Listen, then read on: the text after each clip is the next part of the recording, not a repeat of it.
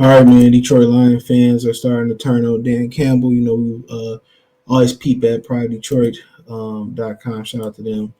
Um, and they do these polls where they do approval ratings. They ask, what you think about is Jared Goff the quarterback of the future? What you think about Brad Holmes? And um, that's the type of stuff they do, right? Um, and apparently, a lot of people ain't too happy with Dan Campbell, right? His approval rating at one point was literally off the chain, literally. Um, and now it's completely fell off. It's completely fell off the face of the earth. And like I said before, I think Hard Knocks painted it gave the line it made the Lions have it made them have unfair expectations. Yeah, it gave people, that this team was close and Dan Campbell's a great speaker. And if you've been a fan of the Lions for years, Rob Marinelli was a great speaker, but when the fire hit the pan, that shit didn't matter. And I wanted to see how it was gonna be for I wanted to see how it was gonna be for Dan Campbell when the fire hit the pan. I think he's handled it pretty well. Um, when things didn't go right, how it really was gonna be for him. That's what I wanted to know. How was he truly going to react when everything didn't go right? That's what I wanted to know. What was going to be his next move and everything, kind of crumbled down and it didn't go the way he wanted to see and all that type of stuff. And I think he handled it well, but it's just the Lions by begging to be on Hard Knocks and what they painted the picture on Hard Knocks. It was a very, very it was very unfair expectations put on this team. It was very, very unfair expectations put on the team.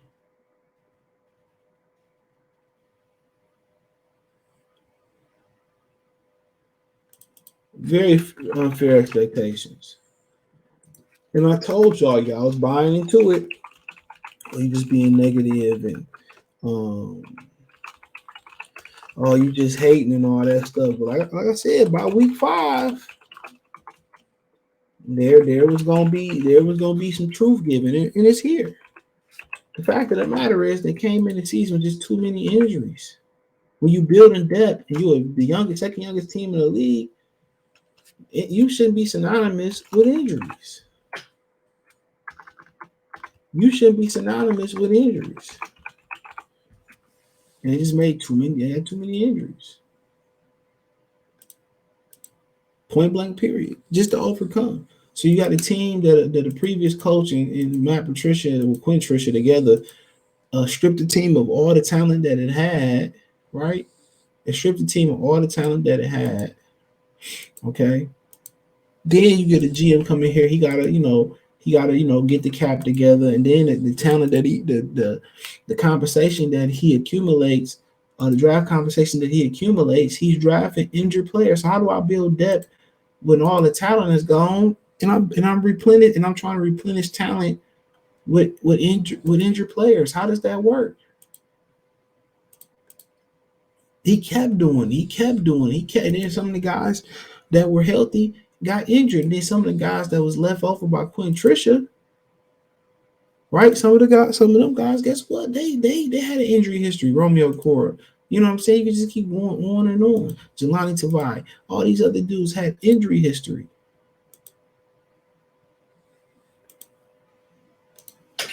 So you behind the 8 ball and you constantly getting behind the 8 ball. Then when some of these dudes finally play, they're gonna be fucking rookies because they didn't get no experience because they was injured.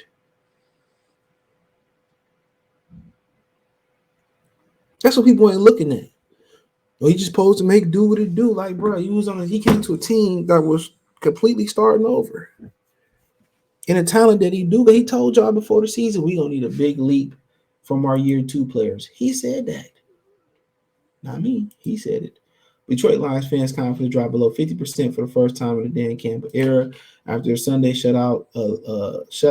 After being shut out last Sunday, Detroit Lions fans' confidence in the team drops to a low point under the current coaching regime.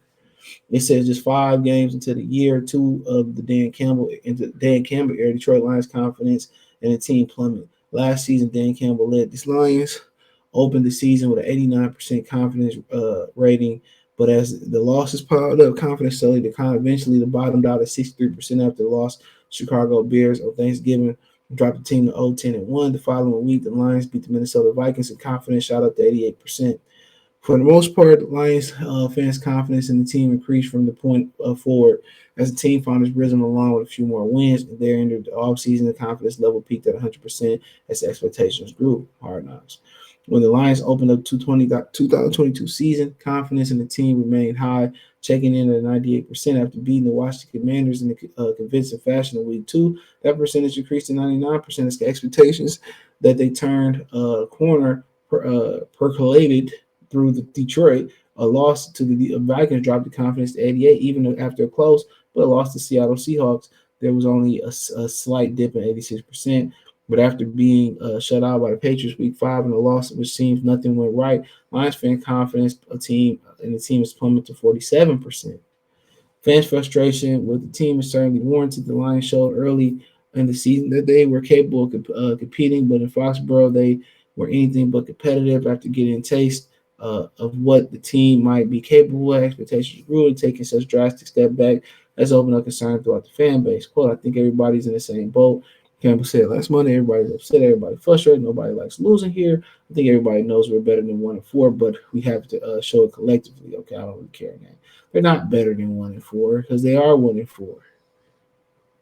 How can you be better than something that you are? So you can't say that as a coach. You are a 1-4 football team. That's what you are. You're a 1-4 football team. So you're not better than 1-4. You're just not. And those are the facts. So, well, everybody knows you're better. No, you're not. So at the end of the day, just let you know how fickle Lion fans are. And the expectation from Hard Knocks was to get some, create some buzz, get some people to the stadium, get some tickets, get some jersey sales, sold, and all that stuff. That's all it was. That's all it was. It was another facade to work around winning instead of doing what's required to win. They worked around winning. Instead of going out there, paying somebody that know what they doing, they go get a guy that had nothing to do with GM and Brad Holmes. They got the cheapest candidate in Dan Campbell. Come on. Who didn't deserve the job to begin with. Everything is cheap. We get cheap guys, entry-level guys. We don't have to spend money. When you go out there and spend money on top executives, they're going to require you to spend a shitload of money and resources, training facilities, strength and conditioning coaches, the best coaching staff, the best scouts, the best food for the scouts, the best planes, first class for the scouts, the best whatever, the best lifts, the best whatever. And the Lions don't want to pay the price, pay the financial price to be winners. So they work around it, get on Hard Knocks, get fake expectations. Got a lot of y'all. I just didn't been there before with the Lions before. I've been through all this. I've been the coaches just like Dan Campbell, like I said, Rob Marinelli, doing the same shit. Sound good, pad level. He was engaging, but when the shit fell down, it crumbled on him. Rob Parker creamed his ass too. It crumbled on him. And that's what happened. It crumbled. See, I let a little talking, a little, being able to engage people, a couple TV angles, do this. I told y'all what happened last year was a facade. At the end of the year, it was a facade.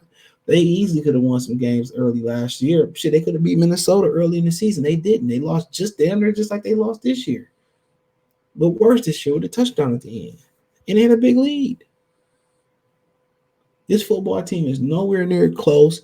The ownership is nowhere near turning the corner. You got idiots like Rod Wood out there. And at the end of the day, all you got to hope is that Brown Holmes can turn water into fucking wine and turn hog maw into Campbell's flaming young or Big T-Bone, and that Dan Campbell can figure it out. And it don't look like he can figure it out right now because he keep going for it on fourth down, keep going for it on fourth down, and doing dumb decisions. His play call, kick an onside kick, could have cost him the Philadelphia Eagles game. He keep having a lot of him and Ben Johnson got all this confidence in Jared Goff that it doesn't warrant.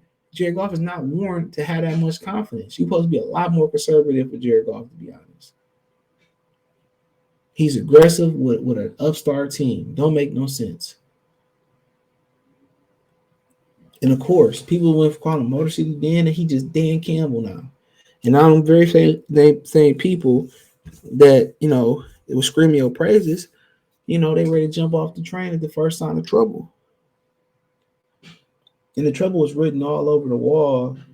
It was written all over before the season, but everybody wanted to look at the pageantry, the highlights on Instagram, the hard knocks, the Dan Campbell press conferences. You look at the football team. Look at the football team. You had a lot of guys that was important coming back. Romeo Core, Melifano got injured. You had Levon Zorki. They lied about his injury. Josh Pascal, you drafted him. Jameson Williams. It was just too much. It was too much to overcome. So a healthy football team, I like to see everybody back next year. New draft class, a couple free agents. Well, I want to see what this team really can do. So, maybe new quarterback too. But hey, check out Detroit Lions Talk playlist. Thumbs up the video, share the video, subscribe to the channel. The subscribe button is the bell icon button. Hit all notifications. Excuse me. Hit all notifications. Increase chance of notifications. We go live with our video. Nancy want to support the channel, Cash App, $sign CJ Good 313, Venmo CJ Good 313, PayPal description. Hit the link tree, find me on Twitch, Twitter, Instagram, Spotify, Cash App, Venmo, PayPal, Apple Podcast, Google Podcast, the whole nine. Appreciate the love, support. Check out Detroit Lions Talk playlist for videos like this. Let me know in the comment section.